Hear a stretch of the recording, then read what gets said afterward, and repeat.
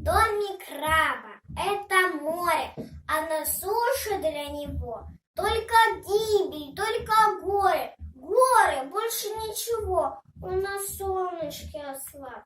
Небольшой зеленый краб. Чтоб тебе его спасти, рассмотри и отпусти. И тогда большие крабы будут помнить целый век, что живет один хотя бы в мире добрый человек.